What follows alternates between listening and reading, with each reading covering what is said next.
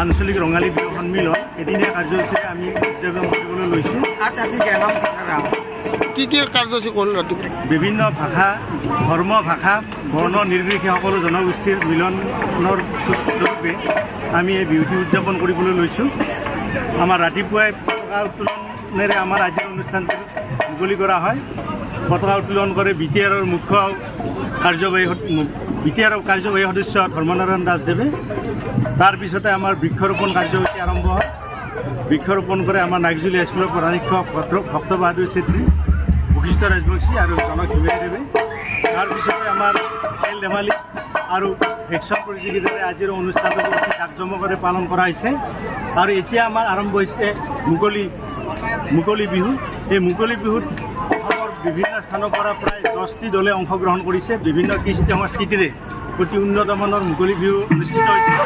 ইয়াৰ জাতি, বৰ্ণ, ধৰ্ম, ভাষা নিৰ্বিশেষে আমাৰ এই অঞ্চলটো যিহেতু বিভিন্ন ভাষা ভাষীৰ মিলনভূমি, বাৰঙীয়া সংস্কৃতিৰ মিলনভূমি, গতিকে আমি মিলনৰ চিন্তাৰূপে আমি সকলোৱে একত্ৰিত হৈ ইয়াত আনন্দ মনে সকলোৱে এই বিহুটি উপভোগ কৰিছোঁ।